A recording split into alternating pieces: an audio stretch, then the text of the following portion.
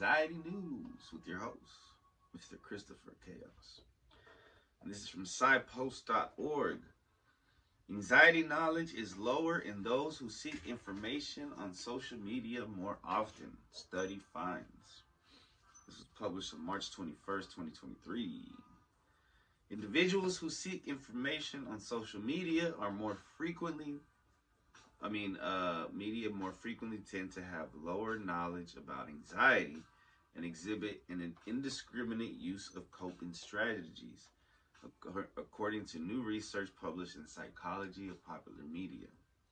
I became heavily interested in this topic through the early stages of the COVID-19 pandemic. As time without a vaccine and increased quarantine went on, we saw increasing rates of reported anxiety symptoms and diagnoses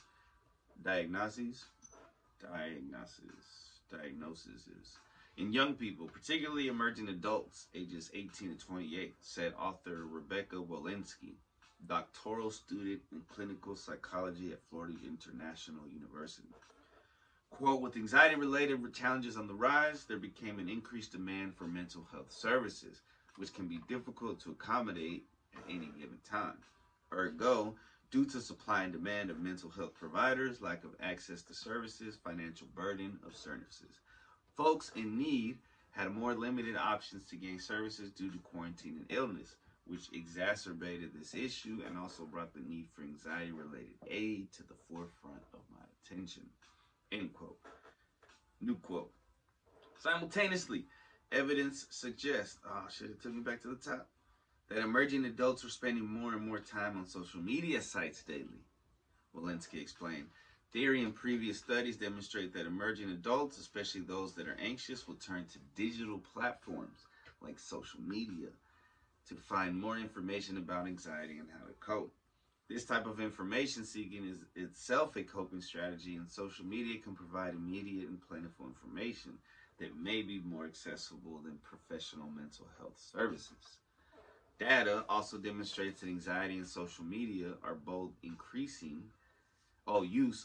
still increasing in this demographic age group in recent years since the initial COVID-19 outbreak. So, our study aimed to determine whether seeking anxiety-related information on social media platforms is associated with accurate knowledge about anxiety and use of adaptive coping strategies. In other words, our question was, is this type of coping strategy, i.e. social media information seeking, a legitimately helpful option for folks in need of assistance? Between March and April of 2021, the researchers used the online crowdsourcing platform known as Amazon Mechanical Turk to recruit a sample of 250 U.S. adults ages 18 to 28 years. Of the entire sample, about one half, 50.2%, reported having an anxiety disorder diagnosis. The participants were asked to indicate whether they never, rarely, sometimes, or always sought out information about anxiety via 7 different sources: social media, friends and family, books, internet websites, podcasts, television, movies, and therapy. They also completed a 35-item test of anxiety knowledge and indicated how often they had used advice or strategies suggested on social media for reducing anxiety. The internet, ergo Wikipedia or Google, was the most frequently used source for seeking info about anxiety, followed by friends, family, and then therapy, and then books, and then social media, then podcasts, then, I think this is in order, and then movies and television shows. The researchers found that those who reported using social media more frequently tended to have lower overall knowledge about anxiety. This association remains statistically significant even after controlling for participant age, gender, race, ethnicity, income, and treatment history. Those who reported using the internet more frequently as a source of anxiety information, in contrast, tended to have greater knowledge about anxiety. So basically, if you just do research and go to websites, you'll have better knowledge about anxiety than if you go through social media. Because you're just getting filtered by people, man, by other people that doesn't need to be filtered. Ultimately, our data supports our original hypothesis, which is that emerging adults do in fact seek this type of information on social media platforms like TikTok, Facebook, YouTube, and Instagram. Oh shit, shout out to YouTube.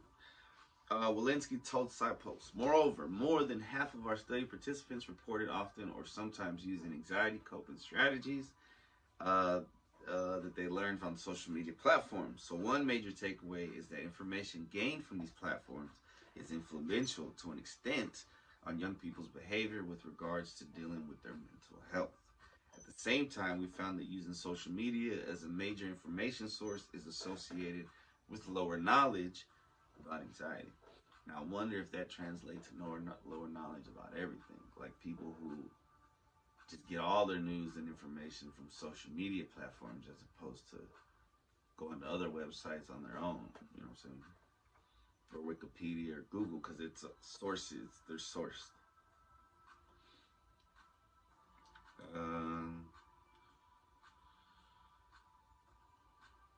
At the same time, we found that using social media as a major information source associated with lower knowledge about anxiety. Additionally, a small minority of participants looked at social media accounts run by mental health professionals for information, as opposed to individuals who are not experts / family, friends, etc. Finally, social media as an information source was associated with the use of both adaptive and maladaptive coping strategies. Ergo, it seems that people are willing to try many different types of coping strategies. And data doesn't suggest that social media influences consumers towards one direction or the other. Adaptive strategies included such things as getting emotional support from others, trying to see the situation in a different light, and accepting the reality of the fact that it has happened. Maladaptive, on the other hand, included things such as self-criticism, using alcohol or other drugs, and give up trying to deal with it. Therefore, we conclude that while these sites provide plentiful and accessible information, they may not be the best primary sources to rely solely on. The findings shed unique insight into the relationship between information-seeking behavior on social media, knowledge about anxiety, and coping strategies in emerging adults. But future studies, I thought I was going to say students, with longitudinal designs are needed to better understand the directionality of these relationships, the researchers said. Well, these are words I would never use on a normal basis. Our data relied on cross-sectional analysis, ergo correlations, so we're definitely interested in future work in this area to further understand the relationship between social media, information seeking, anxiety knowledge, and coping. Well, let's see, explain. For example, do individuals who have already established maladaptive coping strategies simply use social media more often? Do individuals with poor understanding of anxiety browse social media more often for answers? Or does this use of social media end up predicting the adoption of certain coping strategies and provide misleading information? What was first, the chicken or the egg? These are all questions to be further investigated. We strongly suggest checking the sources for which individuals are consuming online. Walensky added, it is helpful to confirm whether the information you are absorbing is coming from a reputable outlet. Additionally, there are strong implications for experts in the field of anxiety to build more comprehensive and accessible platforms online. So they're saying it's for people with the actual knowledge to start putting that on social media is what they're saying. Study, social media usage is associated with lower knowledge about anxiety and indiscriminate use of coping strategies, was authored by Rebecca Walensky and Jeremy W. Petit. And they didn't interview him at all for that one. But yeah, that's pretty interesting. I mean, it's an interesting time where most of our information is being consumed through social media for a lot of people, for a big generation of people.